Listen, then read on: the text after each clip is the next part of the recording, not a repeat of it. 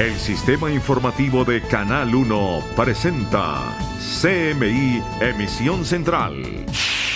Renuncia de ministro de Defensa provoca llamado al gobierno a acuerdo nacional. Ministro de Defensa adjudica su renuncia a coyuntura política. Personero revela que denunció el bombardeo ante la fiscalía y nada se hizo. Fiscalía admite que sabía de la muerte de los niños. Otro indígena asesinado. Gremios piden más Estado en Cauca. Baja la gasolina desde esta noche. Buenas noches, nuestros secretos de hoy. 1. La Procuraduría tiene en la mira un millonario contrato que será adjudicado en La Guajira. 2. Siguen los nombramientos diplomáticos. 3. La prima adicional del expresidente Álvaro Uribe a punto de hundirse en el Congreso. Primera ñapa. Las altas cortes se unieron hoy para conmemorar 34 años de la toma al Palacio de Justicia. Segunda ñapa. Cambios en la junta directiva del gremio más antiguo del país. Tengo ñapa. Un expresidente y un exministro testificarán contra Colombia en un proceso costosísimo. 1, 2, 3 y mis ñapas al cierre. Buenas noches. Tras la renuncia del ministro de Defensa, Guillermo Botero, los partidos que promovieron la moción de censura para relevarlo del cargo le propusieron al presidente Iván Duque que convoque a un gran acuerdo nacional para corregir el rumbo en materia de seguridad.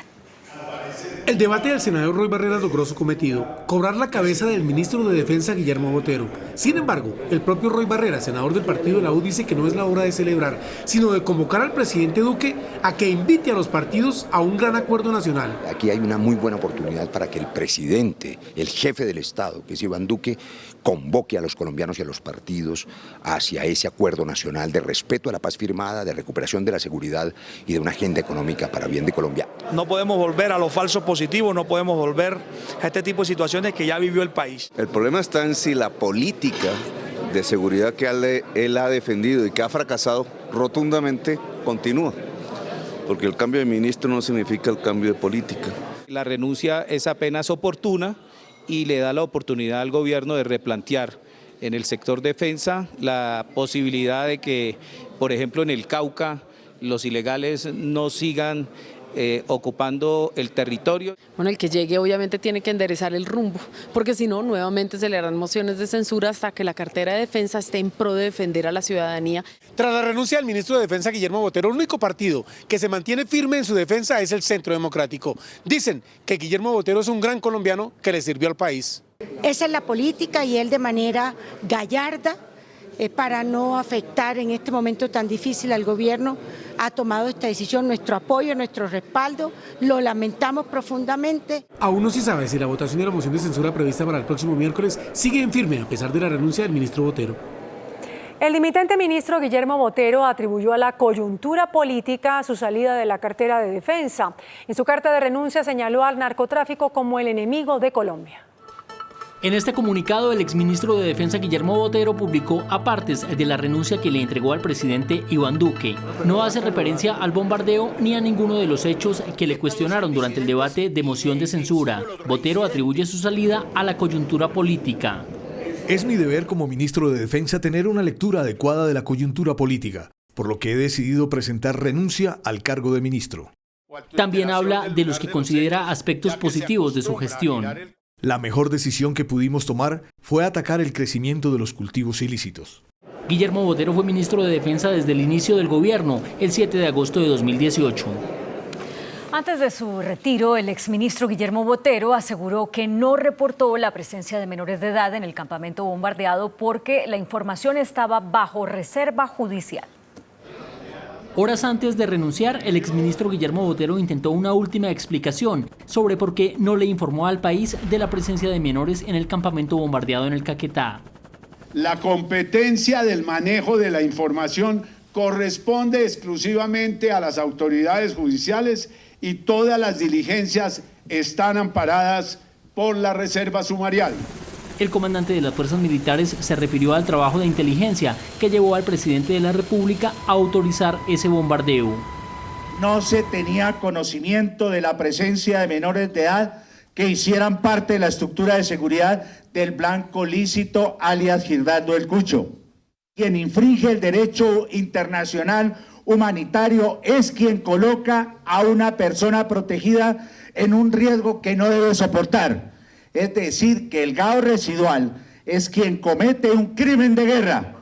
Un experto en Derecho Internacional Humanitario consultado por CMI advirtió las falencias en el trabajo de inteligencia. En el sentido de no tener atenta nota de lo que estaba pasando con el reclutamiento en Puerto Rico, en San Vicente y demás, es decir, de las denuncias hechas por el personero de Puerto Rico, lo cual tiene que nutrir obviamente la fase de planeación y tiene que nutrir la determinación del objetivo militar y cómo está caracterizado los blancos.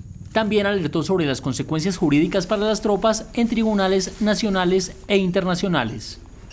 Por su parte, el presidente Iván Duque se pronunció a través de su cuenta en Twitter sobre la renuncia de Guillermo Botero.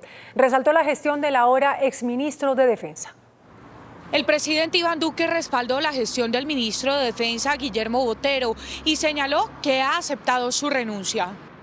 Me permito informar que he aceptado la renuncia del ministro de Defensa, Guillermo Botero. En nombre de los colombianos y del equipo de gobierno, agradecerle su compromiso, sacrificio y liderazgo en el sector. Gracias a su gestión logramos excelentes resultados en estos 15 meses.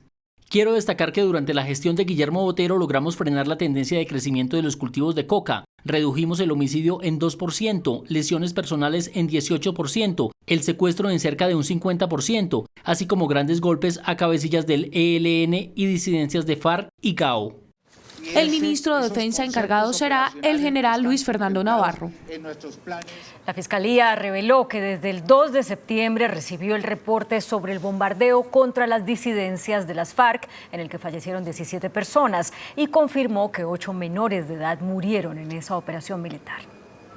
En el comunicado emitido por la Fiscalía y Medicina Legal, las entidades reportan que 15 personas fueron identificadas luego de que la fuerza pública adelantara un bombardeo en Caquetá. De acuerdo con el reporte oficial, los peritos forenses identificaron los restos de 8 menores de edad y de 7 adultos. No obstante, tras 2 meses no se ha podido establecer a quién corresponden 2 cuerpos más. La entidad señaló que la indagación del caso ya está en manos de un fiscal de la Unidad contra el Crimen Organizado. El 2 de septiembre de 2019, el fiscal del caso recibió los reportes de las fuerzas militares y el material probatorio recogido en el sitio. La entidad analiza si se incurrió en alguna irregularidad en la operación militar contra las disidencias de las FARC. La Fiscalía se pronunciará cuando los elementos aportados en el curso de la indagación permitan tomar decisiones. El personero de Puerto Rico Caquetá, Herner Carreño, fue el primero en salir a desmentir las versiones dadas por el dimitente ministro de Defensa y el comandante de las fuerzas militares sobre los resultados del bombardeo a las disidencias. El funcionario denunció que la fuerza pública sí tenía conocimiento de que allí había menores de edad reclutados forzosamente. Desde el mismo 30 de agosto, en que las fuerzas militares y el presidente Iván Duque salieron ante los micrófonos para anunciar que habían dado de baja en un operativo estratégico, meticuloso, impecable y con todo el rigor, a 15 guerrilleros de las disidencias de las FARC en la vereda Candilejas de San Vicente del Caguán. Anoche autoricé... Este hombre, Herner Carreño, personero de Puerto Rico, esperaba que el país conociera la verdad sobre lo que había sucedido en ese bombardeo donde habían sido asesinados 8 niños. El Ministerio Público, en su función de salvaguardar y promover los derechos humanos de los habitantes del municipio de Puerto Rico, fue el primer funcionario público que denunció públicamente y ante la Fiscalía General de la Nación el uso, utilización y reclutamiento forzado de niños, niñas y adolescentes en el municipio de Puerto Rico y el posterior asesinato de estos niños en una operación militar en área rural de San Vicente del Caguán. Carreño es claro en denunciar que el pasado 11 de septiembre, es decir, casi 2 meses antes del debate que llevó a la renuncia del ministro, era Vox Populi, el asesinato de los niños en el operativo militar. Fue el 11 de septiembre, se hizo la inhumación de una niña de 13 años y los niños, la niña de 16, 17 años, pues todavía no tengo conocimiento si todavía se le ha entregado el cuerpo. Lo que manifiestan los familiares es que Medicina Legal no le ha hecho entrega de los cuerpos por motivo de que se encontraban incompletos. El personero denuncia que sigue el reclutamiento. hay una función constitucional de parte del Estado de velar por la vida de los niños, niñas y adolescentes. Son derechos prevalentes, pero la verdad es que no ha tenido eco. Carreño denuncia que estos niños estaban retenidos contra su voluntad, en calidad de secuestrados, sin armamento y en etapa de adoctrinamiento. La familia de una de las niñas que resultó muerta por el bombardeo a las disidencias de las FARC habló hoy a los medios desde el Caquetá. Diana Medina era la tercera de 6 hermanos. Creció en el campo y era estudiante de 9º grado del Colegio Acevedo y Gómez en Puerto Rico, norte del Caquetá. En las vacaciones de mitad de año se fue y nunca regresó. Ella había ido a pasar esa semana de vacaciones ante la hermana y que volvía a seguir estudiando. Y no, ahí sí no supe nada más, no me di cuenta nada más cómo ella apareció por allá. Su padrastro la recuerda como una buena niña y no le gustaban las armas. Ella dijo que no, que ya eso no le gustaba. Que ya lo único que le gustaba era llegar al día de ser profesional en el fútbol, que para algún día sacarnos a nosotros adelante. Sus hermanos también la recuerdan por su alegría. Ella era muy recochera, juiciosa, estudiosa. Era buena gente con todos. Ella fue una de las víctimas del bombardeo contra alias El Cucho ocurrido en zona rural de San Vicente del Caguán, donde de los presuntos 15 disidentes que murieron, 8 eran menores. Estas muertes habrían quedado impunes de no ser por las denuncias conocidas en un debate contra el ministro de Defensa en el Congreso. Pero ¿quién es el guerrillero alias El Cucho, abatido el 30 de agosto en el bombardeo en el que perdieron la vida también 8 menores de edad? Esta es la última entrevista que concedió el guerrillero días antes de regresar a las armas. En la guerrilla. Este es Gildardo alias El Cucho, fueron muertos uno de los hombres que acompañó a Gentil Duarte, el hoy jefe de una de las disidencias de las FARC. El Cucho, como lo llamaba la guerrillerada, formaba parte del Frente Séptimo de la guerrilla. En esta entrevista concedida para el documental Para la Guerra Nada, poco antes de abandonar el proceso de paz, El Cucho explica por qué ingresó a las filas guerrilleras. La historia mía es que fuimos una familia grande, de 14 hermanos, hubieron 2 mujeres y todos llegamos a la vida guerrillera. Bueno, de todos ellos vivimos 2 hombres y viven 2 mujeres. Quiere decir que vivimos 4, ¿sí? Bueno, y pues de esos 4, pues el único que convivo en las FARC soy yo. El Cucho era un guerrillero del común que había alcanzado la confianza de Gentil Duarte por su efectividad en el uso de la ametralladora .60 en su paso por el Guaviare, el Meta y el Caquetá. Colombia ha sido un país de guerra. El guerrillero disidente se había dedicado a reclutar nuevas tropas, entre ellos menores de edad. Básicamente era un instructor y mientras adoctrinaba a los niños reclutados, cayó en el bombardeo que hoy obligó al ministro de Defensa Guillermo Botero a renunciar. Y mientras la OEA reiteró su preocupación por el aumento del reclutamiento forzoso de menores de edad en Colombia, en el Congreso denunciaron que las bandas criminales y las disidencias de las FARC son las organizaciones que más están acudiendo a esta práctica ilegal. Durante su informe número 27 de la misión de apoyo al proceso de paz en Colombia, la OEA mostró su preocupación por el aumento de reclutamiento forzado de menores, principalmente en comunidades afro e indígenas. Desde el legislativo, congresistas que han trabajado este flagelo del reclutamiento de menores confirmaron estas terribles estadísticas. En el 2018 se incrementó en un 100% y hoy vemos en cara, con nombre, con cara, con familias que lloran a unos niños que nos duelen como colombianos. Tenemos informaciones gravísimas de cómo en la frontera colombo-venezolana, según la ONG Redes, se reclutan niños masivamente y sistemáticamente. Hablan de que los primeros 6 meses de este año se reclutaron aproximadamente 20.000 niños. Los grupos del ELN, de las FARC y las BACRIM. Según estadísticas, más de 6.500 menores de edad han sido rescatados de estos grupos ilegales. Entre tanto, en Antioquia se conoció hoy el asesinato de otro líder indígena. Las autoridades investigan este crimen. El indígena Zenú Luis Enrique de la Cruz Suárez, de 43 años de edad, fue asesinado en la vía que conduce del municipio de Cáceres a la vereda El Tigre, de este municipio del Bajo Cauca antioqueño. La organización indígena de Antioquia confirmó el hecho. Fue asesinado por impactos pues, de armas de juego. La causa del asesinato sería no haber respetado el toque de queda de los ilegales. Donde han limitado a las comunidades, han limitado a la gente a salir a una hora, digamos, estipulada. En el último año van 135 indígenas asesinados en el país. Las autoridades investigan los hechos en esta zona de link en disidencia de las FARC, ELN, Clan del Golfo y Caparros. De otra parte, el Consejo Gremial hizo un llamado para que el Estado intensifique su presencia en el Cauca para enfrentar la violencia en esa zona del país. A través de un comunicado, el Consejo Gremial Nacional hizo un llamado para intensificar, pero de manera eficaz, la presencia de los tres poderes públicos en el departamento del Cauca.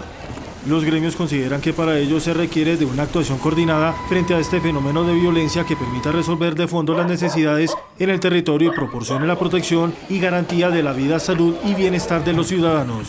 Todos los colombianos estamos de acuerdo en que aquí lo que se requiere es una respuesta integral por parte del Estado, pero por parte del Estado hacia adelante. Esto no vale la pena echar espejo retrovisor, sino mirar realmente que esto no es solamente con la presencia de la fuerza pública, también hay que llevar la justicia, la salud, las carreteras y en general toda esa presencia del Estado que debe trabajar de la mano con las comunidades.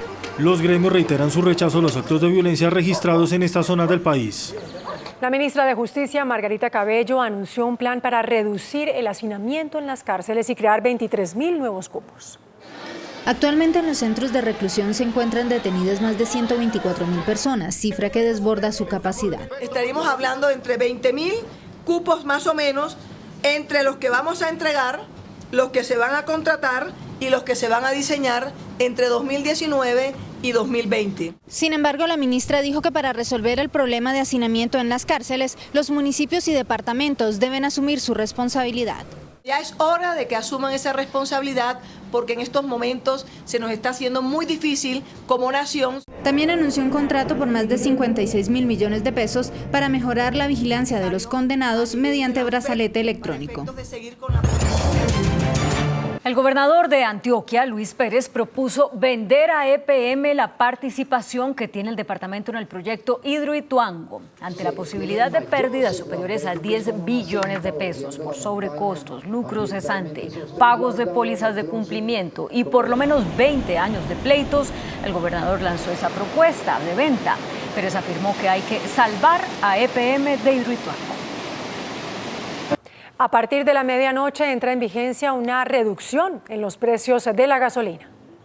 La decisión fue anunciada por el Ministerio de Minas y Energía al señalar que para el caso de Bogotá, la tarifa será de 9.705 pesos, que frente a los 9.735 pesos del mes anterior, representa una reducción de 30 pesos. De acuerdo con la cartera, la disminución de precios entra a regir a partir de esta medianoche en todo el país, teniendo en cuenta el diferencial de precios que se maneja en cada ciudad capital.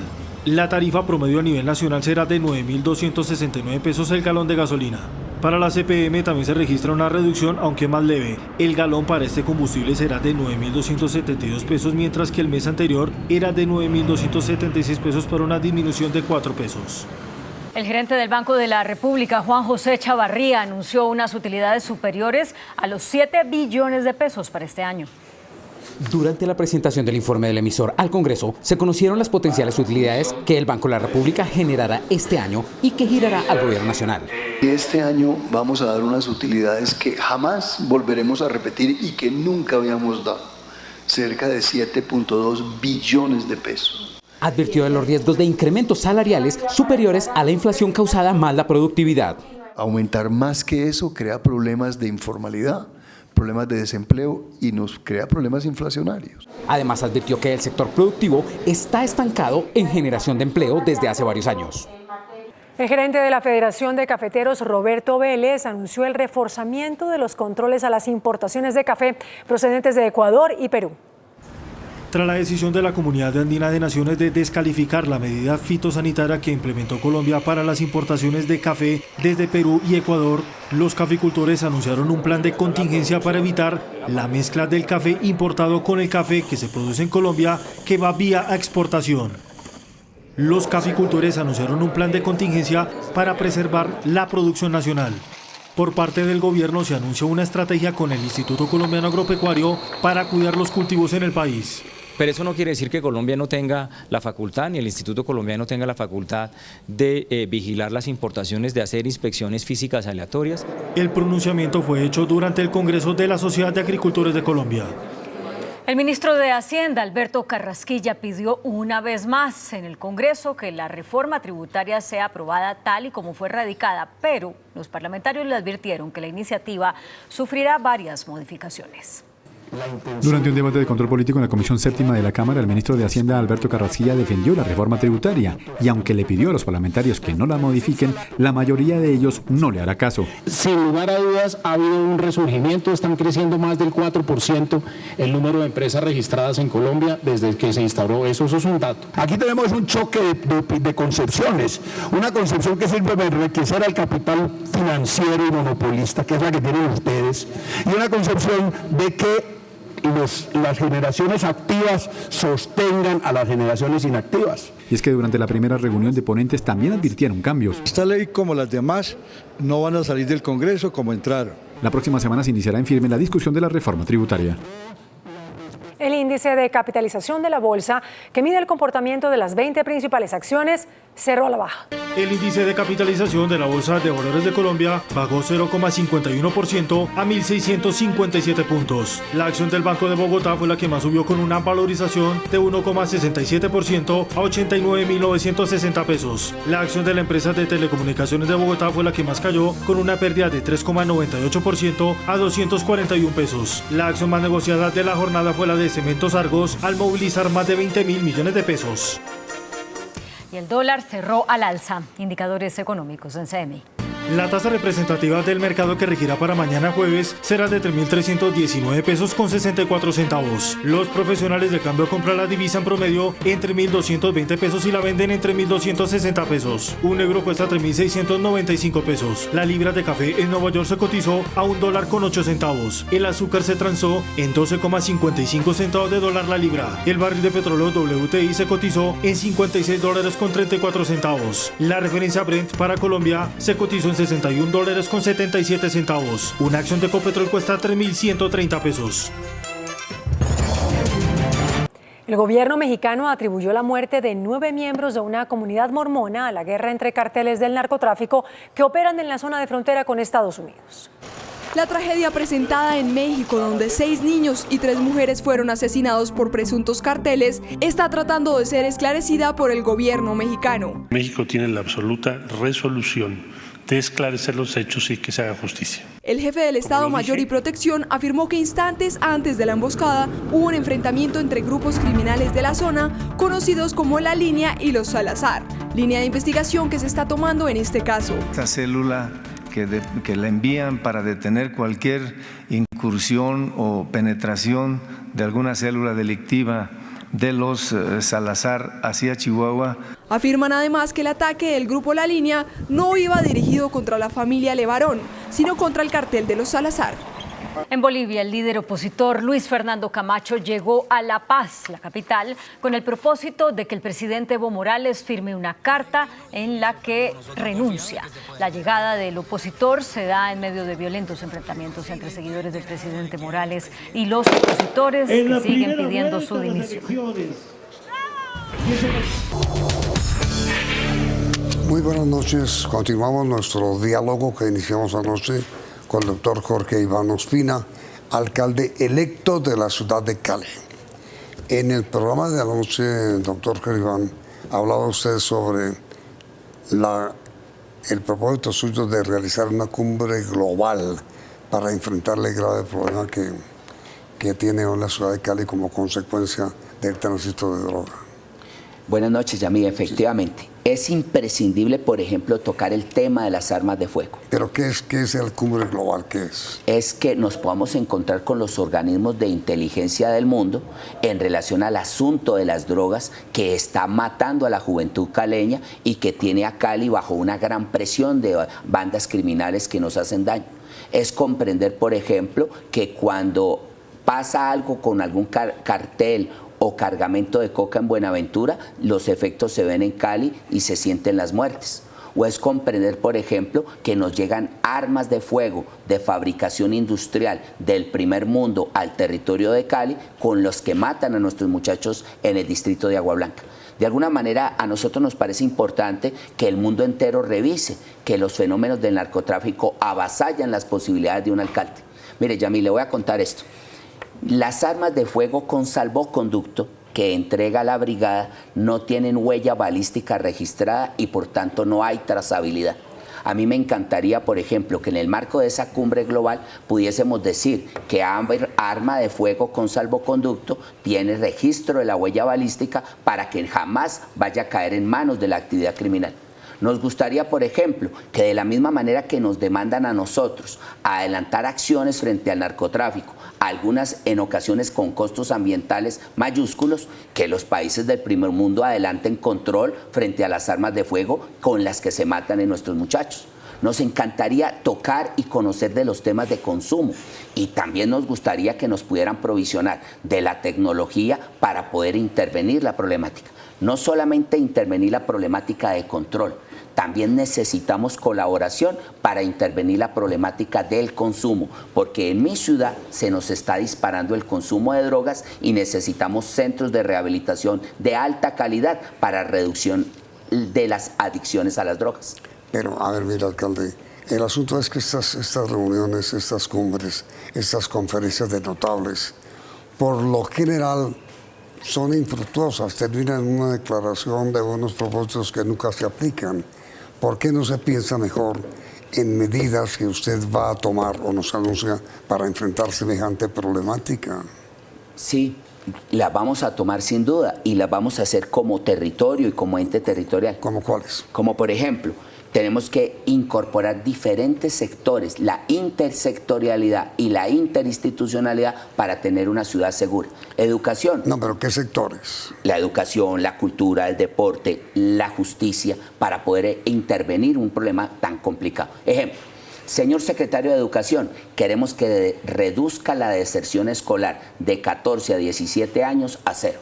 Señor secretario de Salud. ¿Cuánto está la deserción? El 19%. ¿Producto de qué? Producto de que no hay adherencia del muchacho al colegio, producto de que en ocasiones hay mucha migración interna dentro del territorio y producto de que en algunas ocasiones la institución educativa no hace hasta lo imposible para que ese muchacho no se le vaya. Y segundo. Secretario de Salud, queremos tener un instituto en Cali para la atención integral del farmacodependiente, del adicto. No lo tenemos de carácter público y si nosotros dejamos al adicto bajo las bandas criminales va a ser utilizado en actividades criminales. Es imprescindible tratarlo como un problema de salud pública y tener un centro de atención integral. Señores, en Cali y de servicios... No, pero antes, es decir, es aplicar un poco la política que alguna vez propusieron los expresidentes de Brasil, Colombia y México para que la dependencia de la droga sea tratado en Colombia y en el mundo entero como un problema médico y no como un problema de delito. Yo así lo creo, Yamil. Yo estoy completamente convencido de eso. Yo estoy completamente convencido que cuando una persona está en adicción necesita la atención de un psiquiatra, de una trabajadora social, de un psicólogo y de unos entornos distintos en los que hoy se encuentra. A la persecución misma. Sí, estoy completamente convencido de ello. Y siguiendo con su... En Cali necesitamos que todos los parques de la ciudad estén debidamente alumbrados, debidamente cuidados, para tratar de hacer de los parques un espacio de todos los colectivos y no un espacio del crimen. El tránsito, por ejemplo, no necesitamos fotomultas para sancionar únicamente a quien comete una infracción, sino que estas fotodetecciones podrían ser utilizadas para la acción de la seguridad. Cultura ciudadana, por ejemplo, necesitamos superar el camino fácil de ir a comprar en la olla cuando le han robado una parte de su carro. Necesitamos cultura que jamás utilice la adquisición ilegal de algún producto, un celular o un repuesto. Una acción interinstitucional del Estado para tratar de superar la circunstancia violenta de Cali. 2, participación y movilización ciudadana. Necesitamos ciudadanos más solidarios, necesitamos ciudadanos más partícipes de los asuntos de lo cotidiano en su barrio y necesitamos ciudadanos que nos ayuden frente a la cultura de lo ilegal. 3, nuevas tecnologías. Perdón. Sobre ese tercer punto, explíquenoslo, por favor, señor alcalde, inmediatamente después de comercial.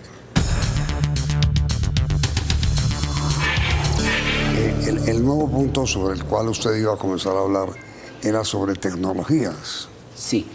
Colombia tiene una política de seguridad por cuadrantes. pero se asemeja mucho la de Cartagena con la de Medellín, con la de Cali, con la de Bogotá. No debiera ser así, porque las circunstancias del delito varían de ciudad a ciudad. Nosotros debemos de tener una política de cuadrantes que sea razonada y construida con las circunstancias de cada ciudad. Y en ese marco es importantísimo la incorporación de nuevas tecnologías. Por ejemplo, Yami, ¿qué tal si el señor policía del cuadrante tiene una tablet que esté debidamente conectada a las videocámaras y pueda hacer seguimiento en línea de su territorio? ¿Qué tal si el señor policía del cuadrante construye colectivamente con las otras agencias del Estado los puntos calientes donde debe haber una acción del Estado? ¿Y qué tal si de repente los comandantes de la policía de las diversas ciudades son construidos y consultados con los alcaldes locales y no como una decisión nacional que no interactúa con quien es el ejecutivo local? Esas son nuevas tecnologías. Y por último, necesitamos una lucha frontal contra la impunidad. No es adecuado, Yami, que de cada 100 homicidios, 85 queden en completa impunidad, donde no conozcamos quién fue el autor material o el autor intelectual de dicho delito que ha cegado la vida de alguien. No es que en Cali tengamos muchos asesinos, es que asesinan muchas veces antes de que ellos mueran por propias bandas armadas. Necesitamos lucha contra la impunidad para poder sacar a Cali de esa circunstancia oprobiosa de ser una ciudad violenta, con pánico y con muchas inseguridades circulando.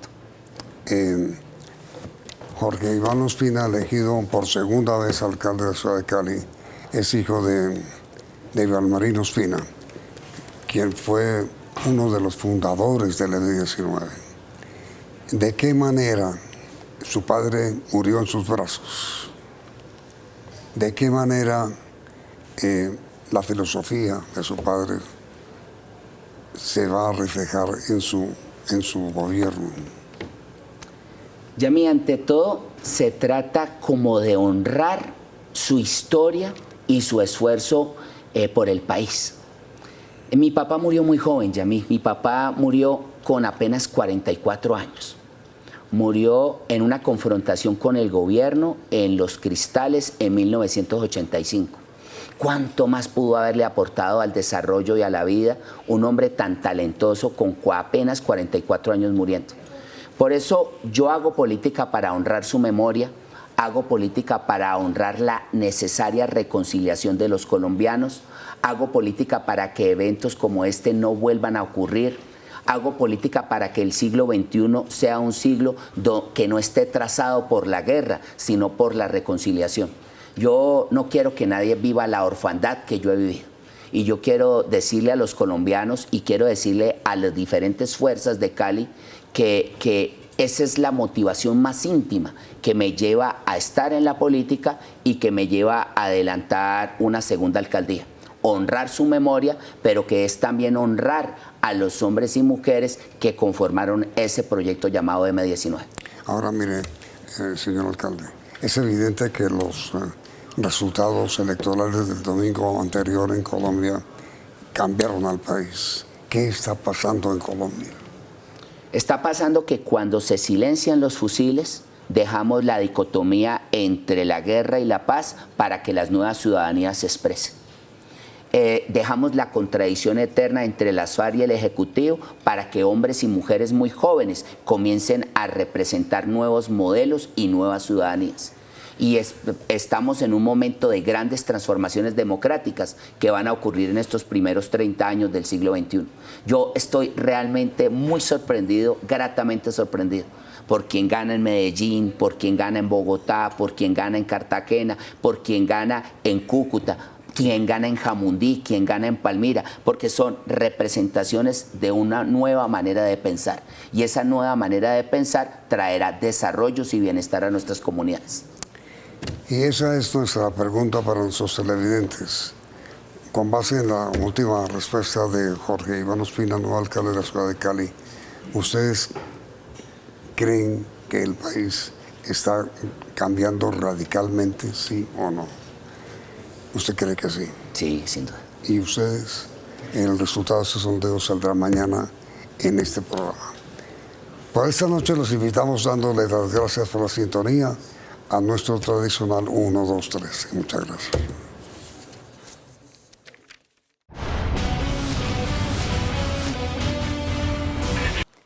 Nuestros secretos de hoy. 1.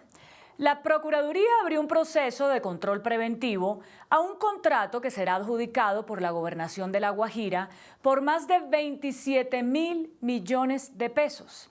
Se trata de un convenio que tiene como fin suministrar el transporte de 7.000 niños que viven en zonas rurales para que puedan asistir a los colegios del departamento. La Procuraduría le solicitó al gobernador encargado de La Guajira, John Eduardo Fuentes, que entregue toda la documentación sobre las condiciones y requisitos que fijó para abrir la adjudicación. Tras la solicitud de la Procuraduría, el mandatario suspendió la licitación. Explicó que le aclarará a la Procuraduría cómo se fijaron los parámetros para escoger la empresa que prestará el servicio. El Ministerio Público dijo que busca garantizar la transparencia en la licitación para evitar las constantes irregularidades, por llamarlas de alguna manera, que se registran en La Guajira. 2. Lentamente, el presidente Iván Duque viene renovando la nómina de diplomáticos con personas que de una u otra forma colaboraron con su campaña o que han estado vinculados con su partido, el Centro Democrático. Ahora, a la Embajada de Colombia en Paraguay, llegará el ex representante a la Cámara por el Departamento del Meta del Centro Democrático, Fernando Sierra Ramos, quien ocupó una curul en el Congreso entre los años 2014 y 2018. Y es que el nuevo embajador había renunciado a su aspiración a la gobernación del Meta en las pasadas elecciones para darle vía libre a la candidatura de su copartidaria, la también ex senadora del Centro Democrático, Nora Tovar, quien finalmente no resultó electa. Lo que nadie sabe ni jamás se sabrá es si Sierra hubiera ganado la gobernación. 3. Pese a que hace más de 2 meses fue aprobado en la plenaria del Senado el proyecto conocido como Prima a la Canasta Familiar, propuesto por el senador Álvaro Uribe, su discusión en la Comisión Séptima de la Cámara sigue embolatada. Esta semana no fue discutido en esa comisión para su tercer debate. Restan solo 5 semanas de trabajo legislativo.